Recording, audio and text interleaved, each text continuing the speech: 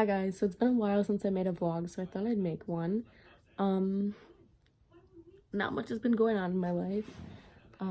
Recently, I'm just gonna right now, in 2 seconds, I'm gonna attach a video of what just happened today.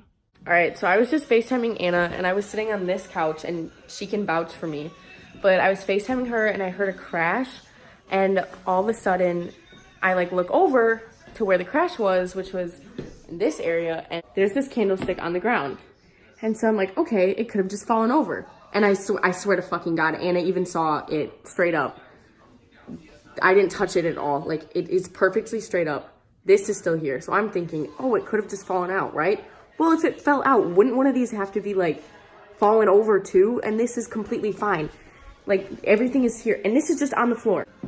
This isn't the first time a candlestick has fallen off. When I was at my old house, around Christmas time, my dog had been barking at our tree, which was right next to our mantle where all of our candlesticks were, and all of a sudden one just came and fell on the ground, exactly like this happened. It was the same candle. I don't know if it's that exact candle, but it was a white candle off the same holder. Basically, I'm fucking on it. So that happened, and basically I was trying to explain, when I saw when I was showing the candlestick, I was trying to explain how I didn't understand how it's one thing if the holder and the candlestick, the candlestick holder was falling over and the candle was on the ground, then it could have just fallen over and the thing could have came out, but it wasn't. The holder was upright, so it had to come out, up, and over. That's not fucking normal. I don't think I've talked about my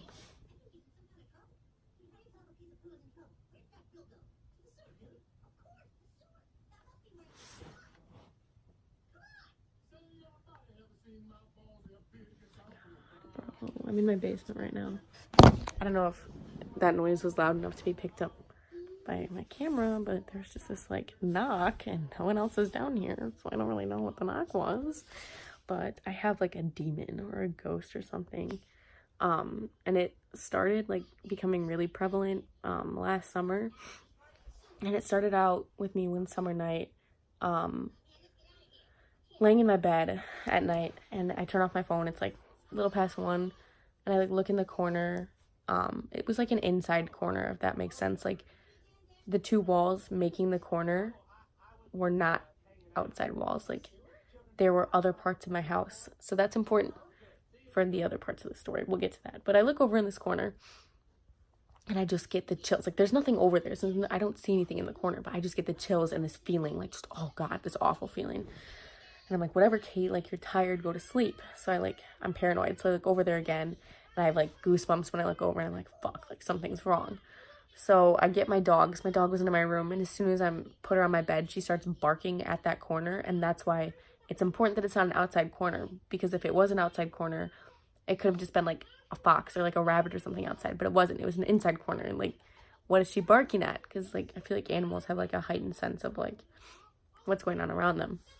So then for a while, nothing like that happened again until October, when I was staying home from school sick, and I woke up to my dog growling at that corner and shivering, and I woke up and I had the goosebumps already, and this feeling, and the way I describe this feeling is that it feels someone's hand is on my back, but also in it, it's this pressure.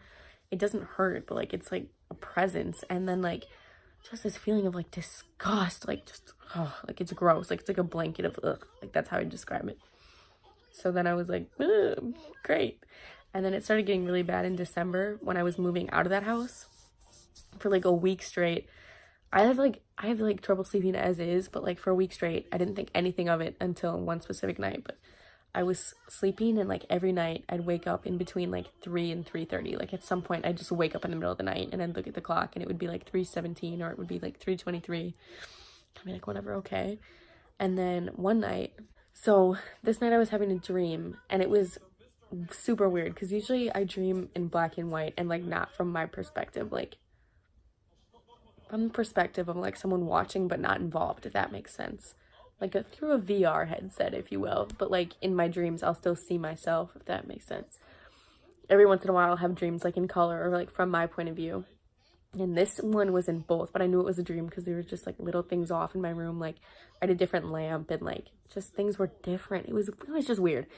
So I'm like looking around in my room, like I'm laying in my bed, and I look in the corner, and this thing, like this fucking, oh God, it was awful. It was this like dark red, like dark red, like black mixed color. And it wasn't one shape. Like, I don't know how to describe it, but it came out of the floor, which like this one part of my floor was like liquidated, if that makes sense. Like, it just wasn't solid. And anyways, it comes out and it's coming towards me, and I'm just like frozen. Like, what am I supposed to do? And it grabs my leg and it pulls me to the ground. And right before I hit the ground, this voice tells me to wake up. So I wake up and like my leg hurts. And I'm like, okay, well, that was a fucking weird dream. And I've had dreams where I've been stabbed before, and like my stomach will hurt where I get stabbed, because that's just how your brain works. So I like let it be. But time passes and like it still hurts. So I take my flashlight on it and there's a scratch.